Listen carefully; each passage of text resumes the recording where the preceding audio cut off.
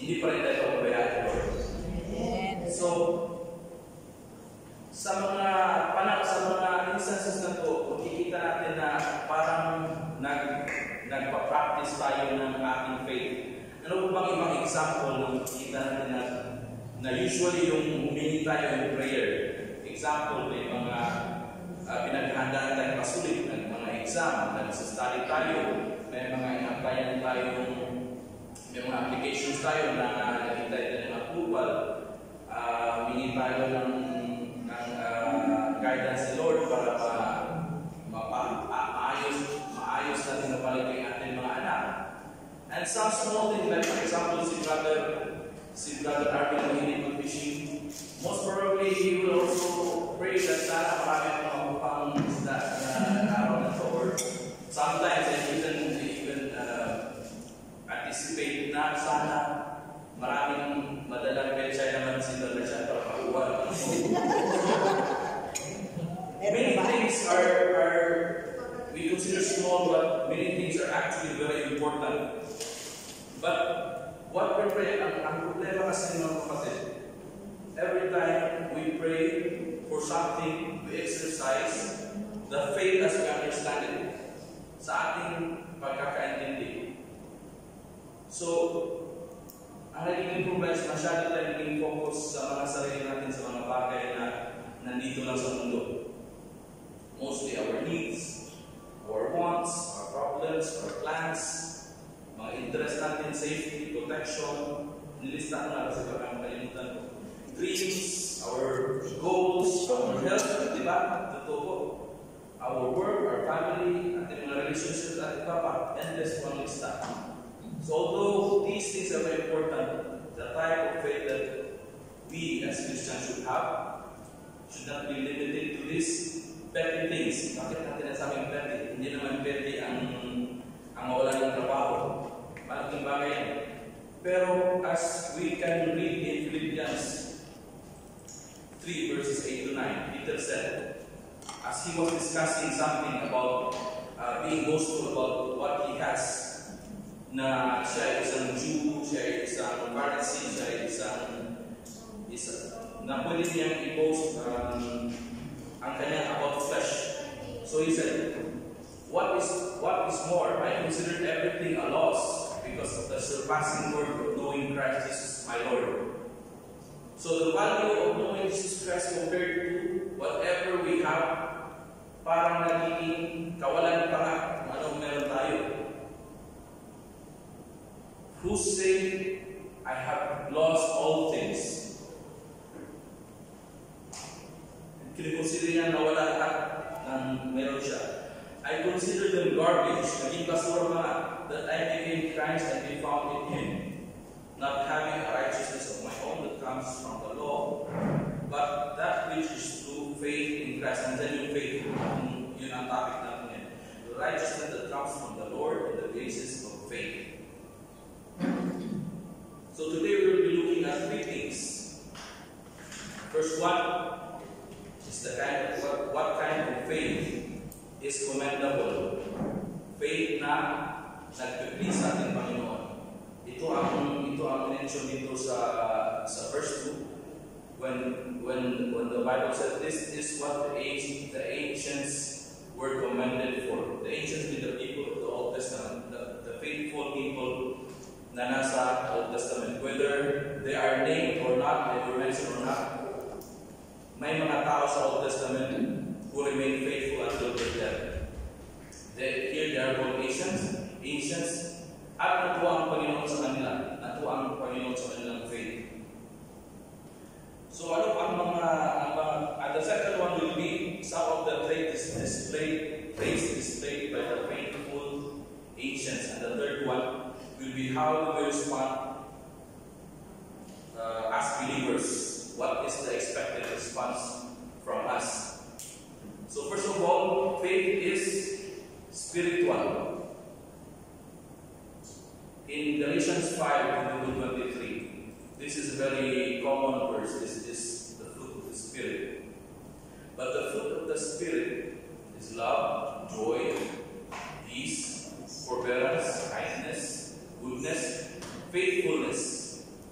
gentleness, self-control. Nandyan yung faithfulness. So the Spirit indwells us. He gives us the ability to bear fruit. At isa itong pagiging faithful. Not only faithfulness sa mga dealings mo na hindi ka nag-iwan, talagang honest ka, kung ano mga pinapromise mo, tinutupad mo, but also faithfulness to our Lord as a servant. And the next two verses will not only show that faith is spiritual, but also it will connect us to the verse that we have today. It will give us a guarantee or a confidence. So Ephesians 1:13-14. And you also were included in Christ when you heard the message of truth. This is the gospel of your salvation. When you believe, you were marked in Him with a seal. Take note of seal. May seal, may sellado tayo. May tatak na tayo. The promise of Holy Spirit. Ang Holy Spirit ko ang tatak. Who is the deposit? Who is the deposit guaranteeing our inheritance? So, ginagarantee ng Panginoon ang ating inheritance sa pamamagitan ng Holy Spirit. Ang inheritance natin is something that we can have in the future, hindi po sa ngayon. So, babalik po tayo sa verse natin. It's confidence in something, in things that we hope for, and certainty of things we have not seen. So the inheritance until the redemption of those who are God's possession, to the praise of His glory. And 2 Corinthians 1:21-22. Now it is God who makes both us and you stand firm in Christ. So they persevere. All believers persevere. He anointed us, set us His seal. Again, may tatak tayo. Naulit naman yung seal. Of ownership in us. Parehas dun sa verse before, it mentioned that we are God's possession. And again, inulit dito, na we are owned by God. And put His Spirit in our hearts as a deposit. Inulit na naman, guaranteeing what is to come. So, it's talking about something in the future na inaan para sa atin. And also, faith is from the heart, not only in words. Hindi lang empty talk, hindi lang salita. Although salita can be considered action, but it has to stem from the heart. Romans 10:8-10. But what does it say? The word is near you. It is in your mouth and in your heart. That is the message concerning faith that we proclaim. So nag-intertwine lahat ng pinag-usapan ng spiritual side of faithfulness, of faith. If you declare with your mouth Jesus is Lord and believe in your heart that God raised Him from the dead, you will be saved. For it is your heart that you believe and are justified. It is with your mouth that you profess your faith and are saved. So whatever is in your heart, yan po ang dapat sa bibig natin. Sometimes, if hindi nagmamatch, we become deceitful. Hindi po tayo nagsasabi ng totoo. Sometimes we have evil in our heart, but we say good things, but it's deceitful. Hindi totoo. But if we have faith in our heart, the Lord will really change our heart. Whatever we talk will be guided by the Spirit, and it will be to the glory of God. So it also involves intellect, ang isip ko natin, the mind, where a person believes something that is true. Faith, when you have faith, you believe something that is true. But it's not only limited to knowing. Hindi lang sa isip, hindi lang sa believing, because the demons believe that they know the Lord Jesus and they shudder, but hindi sila being faithful. And it's not only optimism, hindi lang positive outlook na maganda talaga mangyayari. Alam ko maganda mangyayari kasi walang assurance, walang guarantee ang mga salita na yan. And it's not limited to what we observe. Kung anong nakikita natin, kung anong na-perceive natin sa ating mga senses, kung anong nagtatouch natin, anong nakikita natin dito. It goes beyond all of this. We have, as Christians, as true Christians, our thinking should go beyond what is physical, what is worldly, what is carnal. It should go to the eternal side of things. Dapat heavenly na yung mga pinag-iisip natin. And it's not based on our own strength. Hindi sa sariling lakas at sariling ability natin. Or sa ability natin na mag-foresee o mag-anticipate kung anong mga outcome na darating. And all of this faith, knowledge, everything spiritual, always involves trust. So we have to believe, we have to trust. But these are merely classical characteristics. Ito yung mga pwede describe natin, mga descriptions of what genuine faith is like. But ano talaga ang nagbibigay ng confidence dun sa mga ancients? Saan nila nakukuha yung assurance? Paano nila nasasabi na magiging confident talaga o magiging assured talaga ako kahit hindi ko nakikita? So bakit punong-puno sila ng ganitong paniniwala? To the point na talaga convinced sila na pwede silang maging confident at pwede silang maging assured sa mga bagay na ito, sa mga bagay na beyond this earth, beyond the worldly concerns. Ang answer po ay dahil sa Panginoon. It's because of God, because of God's character, because of who He is. That's why they are confident in what they hope for, sa mga hindi nila nakita mga promises, and they are assured about what they did not see. The same promises, because the Lord is Almighty, He is all-powerful, trustworthy, and we can rely on Him. He is truthful, He does not lie, and He never fails promises. He fulfills all His promises. So the God who never lies, who is trustworthy, did two unchangeable things. Dahil unchangeable ang Panginoon, kung ano ang gagawin niya ay unchangeable din. First of all, He made a promise. And then He confirmed that promise. So ano po yung pinangako ng Panginoon? It will be in Jeremiah 31-34. Wala dyan po. It's a promise of a new covenant. The old covenant is based on the covenant of works. Pero kailangan gumawa ng mga tao, kailangan na mag-obey para sila mag-bless. Kung hindi sila mag-obey, sila ay i-curse ng Panginoon. And the Israelites failed on that side. So, the Lord, along with Jesus Christ, through Jesus Christ, He made a new covenant with His people. Na ang lahat ng kanyang mga anak ay makakakilala sa Kanya. At bibigyan ng mercy. And through grace, they will be saved. And He will not remember their sins no more. So ito na yung covenant of grace na tinatawag. Hindi na based on works, but based na sa faith. That's why we say when whoever who believes in Jesus Christ will be saved.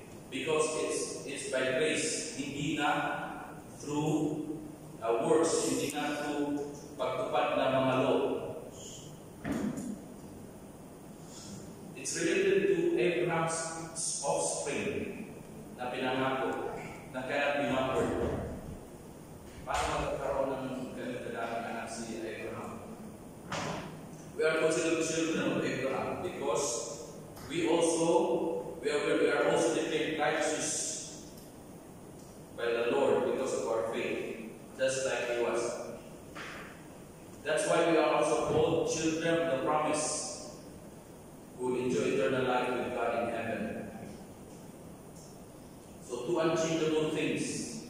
First of all, He promised new covenant, and in Hebrews 6:13 to 14, this is ito po yung nag-swear ang Panginoon.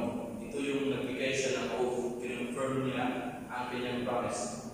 For when God made a promise to Abraham, since he had no one greater to whom to swear, by whom to swear, He swore by Himself, saying, "Surely I will bless and multiply you."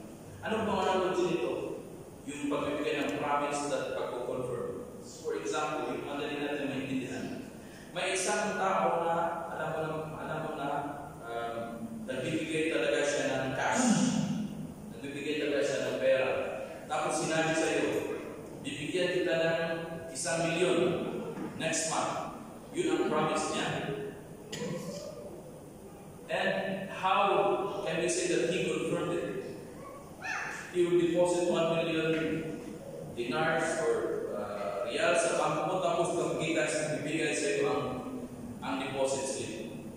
That's how I visualize kung ano ang ginawang promise ng Panginoon at paano niya confirm with an oath.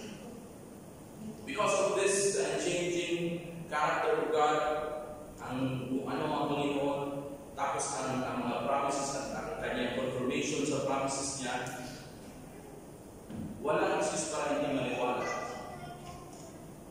Walang excuse para hindi tayo mag-believe, hindi tayo mag-trust. At yun ang exactly ginawa ng mga ancients na binanggit ko dito. Sila ay naniwala at sila ay nagpakita ng trust sa Panginoon. So that's why they were commended. Ang commendation usually, magkakanan ka ng medal, pero nagpapakita na natuwa at least ang Panginoon sa kanila. So, Hebrews 11 also provided some examples, some names actually, listed several personalities sa Bible na kung saan sila ay nag-display ng katangian ito. Kung may na dapat natin sundin. They are the heroes of faith. One example is Abel. Siya yung kapatid ni Cain na pinatay, wherein his sacrifice was accepted by God. Dahil dito siya ay nasa ng kanyang kapatid. He lived a life of faith, a life of righteousness. And if we read several portions of the Bible, we can see that the sacrifices, the offerings na ginawa ng mga tao, hindi natutuwa ang Panginoon doon unless they live life of righteousness. So instead of giving this, the Lord, the Bible will say, instead of giving these things, songs, mga sacrificial animals, kung ano pa, offerings, hindi nakakatuwa. Why don't you live a life of righteousness, do good works, or live an obedient life? Enoch, he walked with God. He walked faithfully. Enoch was the one who was taken up to heaven and hindi namatay. So God was pleased with him. God was pleased with him because of his faith. And Abraham na sinabihan ng Panginoon, pumunta ka doon sa isang malaking lugar, hindi niya alam. Hindi wala maraming sinabi, "Hey Lord, wala akong hindi pa ako ng pagpihis. Ang dami kong nag-impake, pumunta kahit hindi niya alam, by faith." But he was looking forward to something bigger, hindi lang kung ano yung promised land. He was promised something bigger than that. It was heavenly. Something, a dwelling that was designed and built by God Himself. And also, he was promised a descendants. First of all, ang descendant niya ay sino? Isaac. Si Isaac ang promise because of his faith, binigyan siya ng Panginoon. Although si Sarah, ang kanyang asawa, nagkaroon ng mga doubts, but at the end, sinabi pa rin niya sa verse 11b, she considered him faithful who made him the promise. bumalik pa rin siya sa Panginoon. Bumalik yung grasya sa Panginoon. Thus came the descendants as numerous as the stars of the sky and as countless as the sand in the seashore. So, ang daming anak ni Abraham. Because kasama tayo, both Jews and Gentiles. Okay? So, when Abraham was tested, he showed faith. Natatandaan ko natin yung story about isa-sacrifice niya yung anak niya. Ang hirap gawin doon. Pero by faith, alam niya na may promise ng Panginoon. Yan ang tinignan niya. Hindi mapapali ang promise ng Panginoon. Kahit patay ko ang anak ngayon, alam ko na may capability siya na buhayin ito para lang matupad yung promise. Because the promise was not given to someone else, only to Isaac. Hindi kay Ishmael, hindi kay kanino pa. Ishmael was the son of the slave woman or servant of Sarah, right? So Abraham was tested, but not tempted. Iklaro ko lang po kasi magandang pag-usapan ko. James 1:13-15. Ito po ang sabi ng Bible about temptation. So, we will look at testing later on. When tempted, no one should say, God is tempting me. For God cannot be tempted by evil, nor he does tempt anyone. But each person is tempted when they are dragged away by their own evil desire and enticed. So the temptation of a person comes from inside, comes from his fallen nature. Not like the temptation of Jesus Christ na sinless, wala siyang nature, fallen nature na tulad natin. Ang temptation niya is God coming from outside when he was tempted by the devil in the wilderness. Ang sa atin, galing sa kalooban natin, inherent sa atin. Then after desire has conceived, it gives birth to sin. Saka tayo nagkakasalan ng sin when it's full grown, gives birth to death. So, from evil desires, our inherent nature up to death. Kaya tayo mamatay. Isa pa example, Isaac and Jacob. Isaac na may anak na si Esau, yung balbon. Si Jacob na nagluto ng mga sabaw, magano. Tapos si Jacob nagkaanak din, si Joseph. Pero ang pinless niya is yung mga anak ni Joseph, si Manasseh at si Ephraim.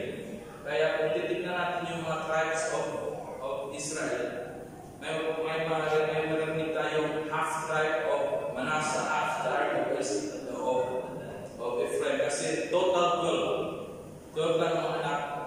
Pero dalawang anak ni Joseph, sila yung nag-compose ng is one whole, half. So Isaac blessed his sons Esau and Jacob, and Jacob blessed the sons of his son Joseph, and as Manasseh at si Ephraim. These are future blessings that they knew will come to pass. Na mangyayari talaga. And it was recorded in Scripture na nangyayari talaga. We're also fulfilled. Another one, si Joseph. Joseph gave instructions na ang mga puto niya bago siya mag-try dalhin dun sa promised land. Natatanda niyo po. Okay. Nagbigay siya ng instruction na pag umalis kayo galing Egypt, dalhin niyo yung mga buto. Buto. Niya. Tapos ilibig yun dun sa promised land. But they waited 400 years of persecution and suffering and pagpapahirap bago talaga dumating si Moses at natupad yun. Pero alam niya na mangyayari by his faith. Hindi pa niya nakita something that he hoped for in advance. So in the future, nangyari din. And Moses was fearless, who was not afraid, who decided to give up his princely life, diba? Parang prinsipe na siya sa Egypt.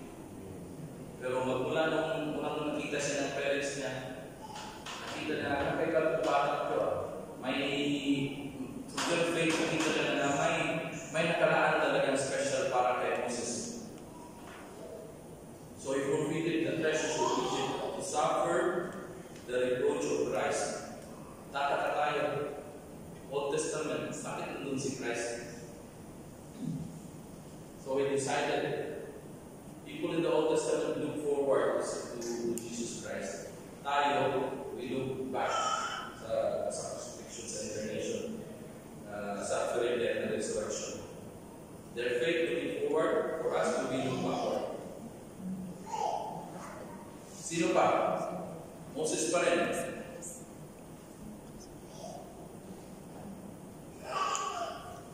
During Passover, hindi na alam ang mangyayari. Pero may binigay ng word na instruction para ma-save yung mga firstborn nila.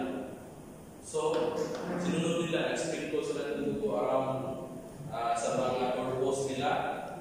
At may deliverance na nangyari sa mga firstborn ng Israel. So, bago nangyari yung naniwala sila, kung hindi sila naniwala, patay yung mga firstborn sa loob ng tahanan na yun. Another one is the Israelites marched around Jericho 7 times na bumagsak yung mga wall. Bakit? Alam nila na mangyayari. At may faith sila. At ginawa nila yung bumagsak yung wall ng Jericho. Ano pa? Si Rahab, the prostitute, and many others with their victories, their achievements, their triumphs. But they also endured imprisonment, persecution. Hindi lang lahat parang masaya. Hindi lang parang triumphant, panalo, wala. So may mga mistreatment, poverty, suffering, and difficulties. So summing up, all these heroes of faith na pinag-usapan natin, may tatlong katangian tayo pwede ma-extract. Makita sa kanila. First of all, the first one is they believe that God truly exists and they trusted in Him. Totoo talaga na may Diyos. In the Old Testament, nagpapakita pa ngayon sa mga ginagawa ang mga para sa kanila. Pero may iba pa rin na hindi niniwala. So Hebrews 11:6. And without faith, it is impossible to please God. Impossible. Hindi pwede. Pag walang faith, hindi matutuwa ang Panginoon. Kahit ano mang gawin natin, kahit mag-camping tayo dyan, pusugin natin lahat ng mga orphans, tamintan natin sila, ikayin natin ang bahay pag walang lumbak. Pero pag walang faith, hindi ito pleasing ka sa Lord. Because anyone who comes to Him must believe that He exists and that He rewards those who earnestly seek Him. So if you believe that He exists, automatically you will seek Him, you will trust Him. So hindi lang yung mga ginagawa natin is based on gusto ko lang, mabait ako, selfie, pero it should be based on faith, based on the belief that God truly exists, the true and living God. And another one, they love God. So faith, hope, and love are inseparable. They come together. 1 Corinthians 13:13. An idea, bro. For now we see only a reflection as a mirror. A reflection as in a mirror. Then we shall see face to face.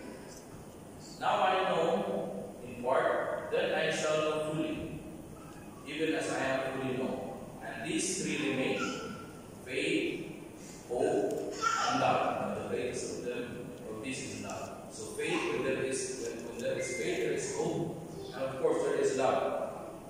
So they love God. And faithful sila, and hopeful sila. It follows na they also love God. Otherwise, they will not even care to obey or follow the instructions that is given to them. In other translation, it's abide. Abide means to withstand anything. It will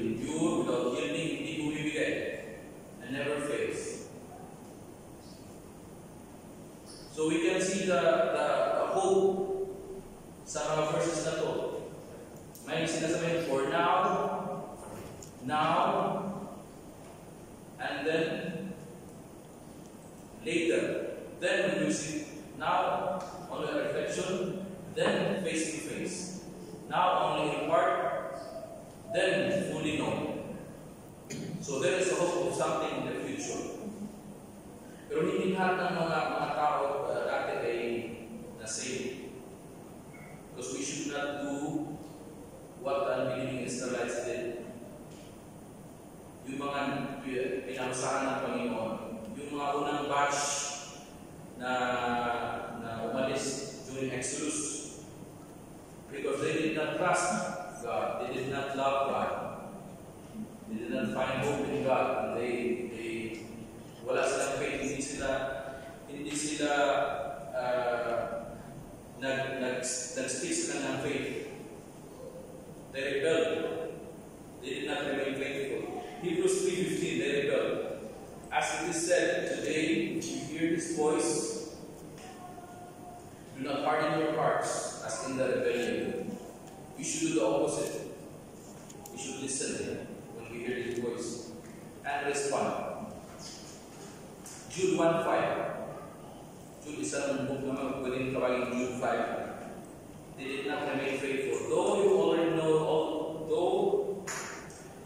know all of this, I want to remind you that the Lord at one time delivered His people out of Egypt. In other translations, specifically they say Jesus delivered His people out of Egypt. But later He destroyed those who did not believe, or those who did not remain faithful. And Hebrews 3:16-19, they were disobedient. For who were they? For were they who heard and rebelled? Were they not all those Moses led out of Egypt? Ito rin yung sinabi na lahat ng sumama kay Moses palabas ng Egypt ay nag-rebel. What and with whom was He angry for 40 years? Was it not with those who sinned, whose bodies perished in the wilderness? Wala nakapasok sa promised land. Pati si Moses hindi na napasok, di ba? Diba po? Hanggang ano lang talaga, wilderness. And with whom was He angry for 40 years? Was it not with those who sinned, whose bodies perished in the wilderness? And 18 wrote. And to whom did God swear that they would never enter His rest, if not to those who disobeyed? So we see that they were not able to enter because of unbelief. So dapat huwag natin tularan. Dapat remain faithful. Panginoon. And third one, they set their hearts and minds on Jesus. This is the gospel was preached, the Old Testament, and they believe. First to Abraham, Galatians 3:7-9. Understand that those who have faith are children of Abraham. Ito yung sinabi ko kanina. Scripture foresaw that God would justify Gentiles by faith, tayo yan, Gentiles, and announce the gospel in advance to Abraham. So the gospel was also preached to Abraham. This is not a New Testament concept. All the nations will be blessed through you. So those who rely on faith are blessed along with Abraham, the man of faith. Ito yung nagiging children of the promised land. And to the Israelites also, the gospel was proclaimed. Hebrews 4:1-2. Therefore, since the promise of entering His rest will stand, let us be careful that none of you be found to have fallen short of it. When warning, for we also have had the good news proclaimed to us. The good news was proclaimed to the contemporary, the original Hebrew audience, and also just as they did. So the Old Testament people were also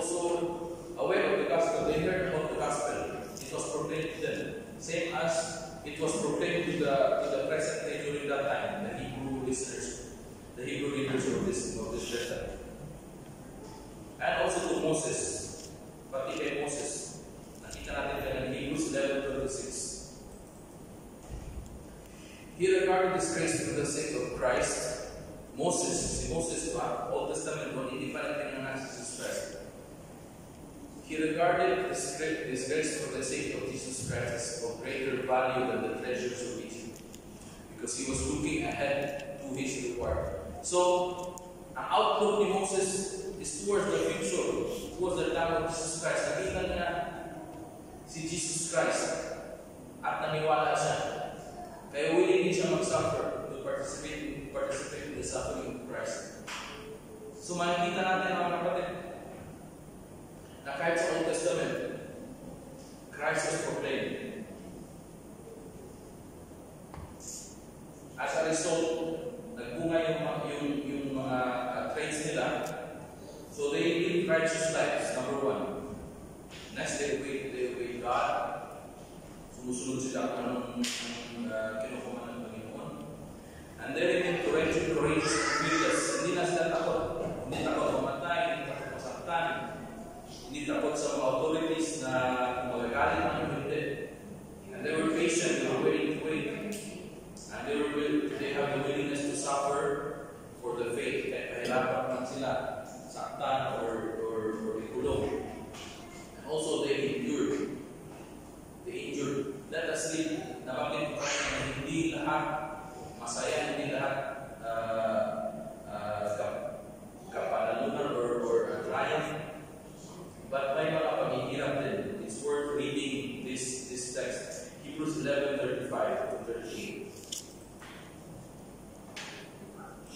So one of the benefits that the early believers experienced is the women received back their dead, raised to life again. But then dito bumaliktad, medyo nagbago yung ihip ng narrative. There were others who were tortured, refusing to be released so that they might gain an even better resurrection. So, kahit na torture, ayaw na pakawalan. Mas gugustuhin pala niya na torture pa. Mas pipiliin pala na maghirap pa para sa faith nila. Next verse 4. Some faced jeers and flogging, and even chains and imprisonment. 37. They were put to death by stoning. They were sawn in two. Nilalagarit, mga kapatid, inaatik, magitan ng lagarit itaas sa atin. They were killed by the sword. They walked about in sheepskins and goatskins. Yung mga damit nila, yun ang damit nila. Destitute, persecuted, mistreated. But this is one of the interesting verses. The world was unworthy of them. Lahat natin baliktad at sasabihin. But we can see that they are valued by the Lord. The world was not even worthy of them. And they wandered in deserts and mountains, living in caves, walang kabahay, and holes in the ground. Imagine po natin, these are people of faith. Old Testament. Malamang hindi natin mababasa, pero dito na-mention na may mga ganito pala. So because of their faith, all of them were commended at kung ano yung sa kanila. Dahil they kept their eye on the Christ, they kept their eye on the promise of the future. So, last one is since they persevered, we are also urged to do the same. Hebrews 12:1. Therefore, since we are surrounded by such a great crowd of witnesses, let us throw off everything that hinders and the sin that so easily entangles, and let us run with perseverance the race marked for us. And in 2 Corinthians 4:16-18, verse 16, it says, "Do not lose heart," because in verse 17, this is a momentary affliction, temporary lang. So pag alam natin na may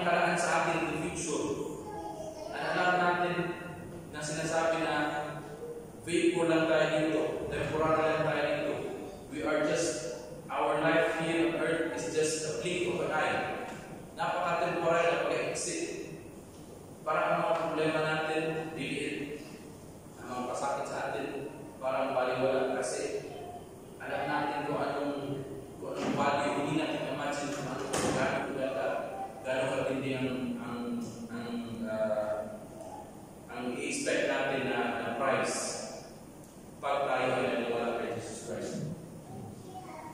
So verse 18, not looking at this, at things that are seen, but the unseen. So ito yung related sa verse na naman natin, verse 1, 11, 1, giving us the confidence of things we hope for, and the assurance of things that are unseen. So they fix their eyes on what is, not on what is seen, but on what is unseen. Since what is unseen, what is seen is temporary. And what is unseen is eternal. What is unseen is eternal. So they admitted, ang mga tao ito, they admitted, mga ancients na faithful, they admitted that they were aliens and strangers here on earth. And they were looking for a country, longing for a country na heavenly one. Nasa Hebrews 11:2. And habang namatay sila, they were still living in faith. Bakit they still living in faith when they died? Kasi hindi nila na-receive yung mga prenamis. Pero namatay sila na they remain faithful until they died. And they were commended for that. So what should be our response? How should we respond? We imitate the lives of the faithful who lived and trusted God. We imitate. Gagaya tayo. Because they loved God, they trusted and believed in God, and they set their minds and hearts on Jesus. So we look at the lives, their lives as an example and a pattern that we can follow. Hebrews 13:7. Remember your leaders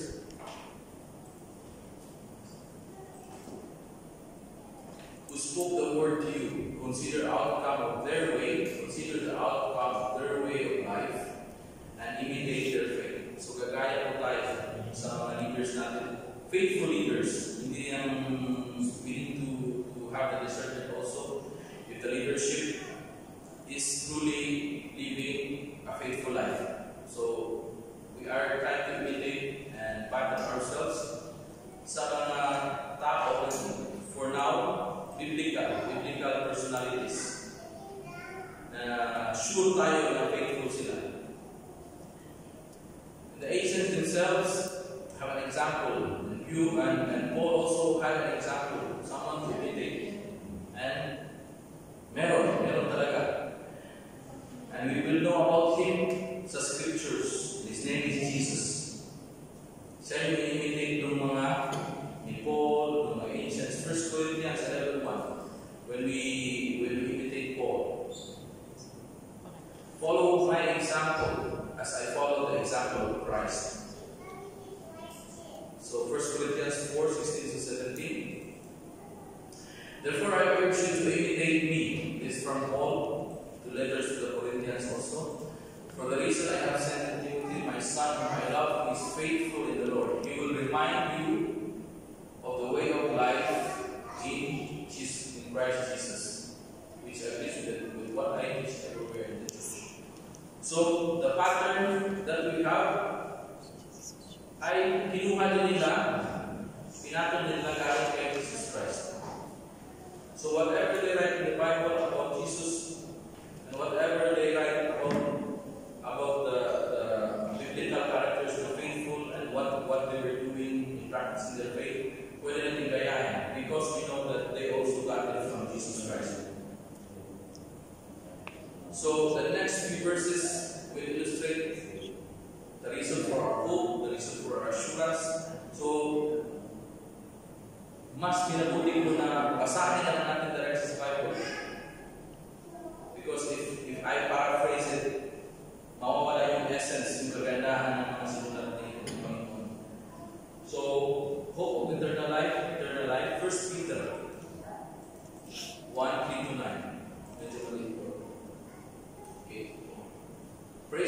God the Father of our Lord Jesus Christ.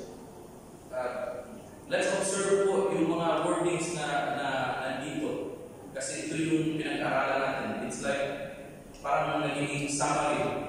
Ibang libro to, this is from 1 Peter, we were talking about Hebrews. Pero makikita natin kung paano nagkakaroon ng correlation ang mga sinusulat sa Bible. Praise be to God and Father of our Lord Jesus Christ. His great mercy He has given us new birth into living hope through the resurrection of Jesus Christ from the dead, and into an inheritance that can never perish, spoil, or fade. Nandiyan naman yung promise for an inheritance.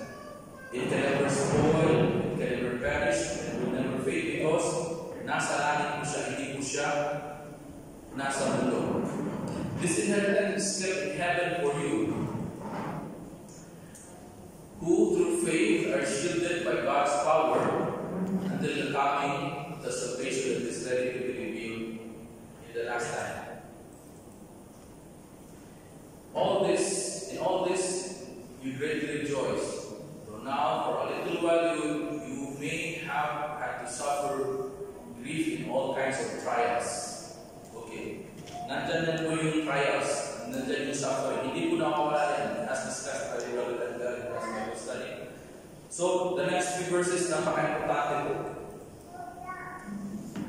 These have come so that the proven genuineness of your faith, of greater worth than gold, which perishes even through refined fire, may result in praise, glory, and honor of the Lord Jesus Christ when the Lord Jesus Christ is revealed. So, it's a purification. It's a type of purification that trials, purification of our faith. And faith dito, sinasabi niya, is worth more than gold. Kasi ang gold will perish, natutunaw siya na mawala pag dinaan mo sa apoy. Although refined by fire, pero may certain temperature na ang gold ay na-evaporate niya or mawala sa akin. Then our assurance.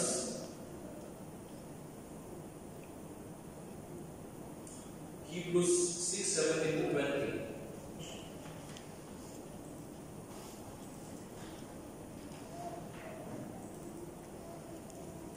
Because God wanted to make the unchanging nature of His purpose very clear to the heirs of what has promised. We are heirs, and this is the promise again. He confirmed it with an oath. This is what we were talking about. God witnesses that by two unchangeable things, in which it is impossible for God to lie, two unchangeable things that guarantee these promises, the promise and the oath. We who have fled to take hold hope set before us may be greatly encouraged. So we take heart, it will give us encouragement. We have this hope as an anchor for the soul, firm and secure. So nandiyan po yung pag-asa, yung hope. It entails the inner sanctuary behind the curtain,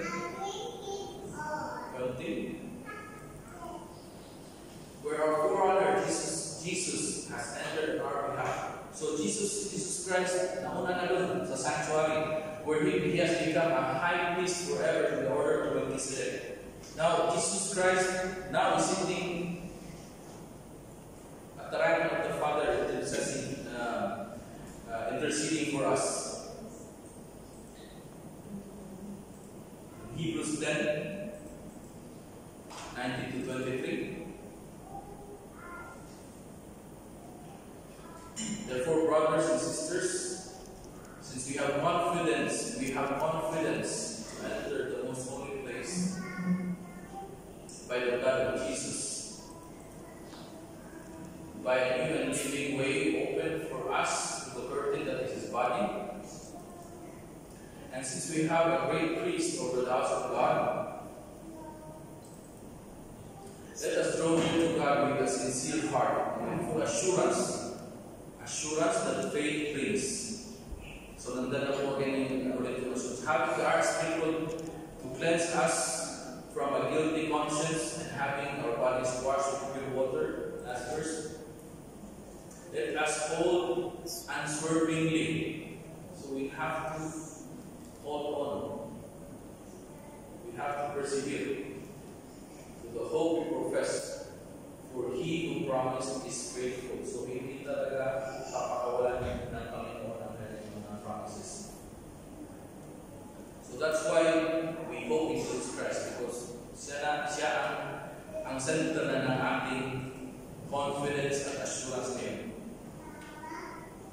So in Hebrews it's said that Jesus is worthy of more glory than Moses, is superior to the Old Testament priests and sacrificial animals, because the Old Testament sacrifices are just foreshadows, a copy of what is to come.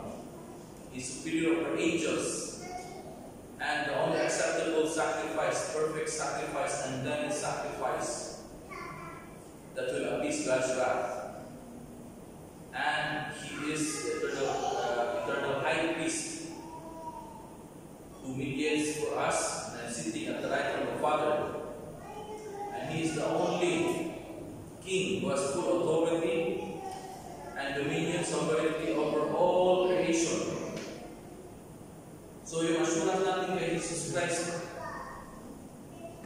talagang malakas. Hindi basta-basta ang inaasahan natin na Panginoon Jesus Cristo. And He leads us separately with the God of grace. So by His blood, we were saved. And in Him, we are able to confidently come to the Father. And most importantly, God will continue to enable us to live lives that is pleasing to Him. Hindi na tayo iniwan. Kasi hindi naman natin kaya na tayo lang. So Hebrews 13:20-21. Now may the God of peace, who through the blood of the eternal covenant brought back from the dead Lord Jesus Christ, our Lord Jesus, that great shepherd of the sheep, equip you with everything good, so He will equip for doing His will. So para masunod natin yung will ng Panginoon, will, ang Tagalog sa will, kalooban ng Panginoon, siya din ang mag-equip sa atin. Hindi niya tayo pabayaan. And may He work in us what is pleasing to Him. Siya din ang gumagalaw inside sa atin. Through Jesus Christ, sa pamamagitan pa rin ni Jesus Christ, in Jesus Christ, to whom be the glory forever and ever. Amen. So when the ancients were commended, nung binigay sila ng pangaral ng Panginoon for their faith, for being confident and assured of the things that they hope for, mga things, mga bagay na hindi na nakikita, they relied on God Himself. Sa Panginoon talaga sila umaasa. In the same way, we have all the reason to be sure and certain that God will fulfill His promise. Na talagang dito pa rin niya ang mga pangako niya. The promise of salvation to those who believe in His Son, Jesus Christ, our Lord and Savior. So, ulit-ulit sinabi ng Bible, mga kapatid, believe, repent. True faith comes with repentance as well. So that's why they say repent and believe. When you realize that you are sinful and you cannot come to the Father, you cannot come back to God without Jesus Christ, that you need a Savior.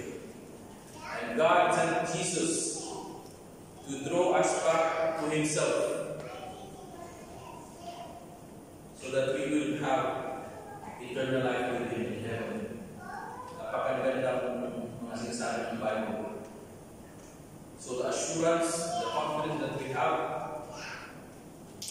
should always be anchored on Jesus Christ, anchored on God. And as part of our response, we must always go back to the Bible for guidance, mga kapatid. Kasi pag hindi tayo nagbabasa, hindi natin alam kung ano ang gagayahin natin, kung paano natin sila gagayahin. We should increase our knowledge about the will of God, kung ano mga gusto ng Panginoon na gawin natin para sa kanyang kapurihan. And let us be aware of the examples set by the faithful people of God. Not only in the Bible, but also among us here, believers. Let us always pray. Ang prayer po ay essential for the wisdom. We pray for wisdom every time we delve into the Scripture. So bago tayo magpasa, pray po tayo so that He will give us the wisdom and understanding when we read the Bible. And we also pray for strengthening and maturity of our faith, so that we will be able to distinguish good from evil. And with that knowledge, we ask Him for the strength na pumili tayo kung nasaan yung good. And let us focus more on God and the eternal things. My Lord, at sa mga bagay na beyond sa mundong ito, rather than more focus on ourselves and on our temporary concerns. And lastly, let us be sensitive on how we think and act. Always examining ourselves, tingnan natin ang sarili natin. And remembering always to imitate Christ. Imitate Christ. Gayahin po natin sa ang Panginoong Jesus. Because this is pleasing to God.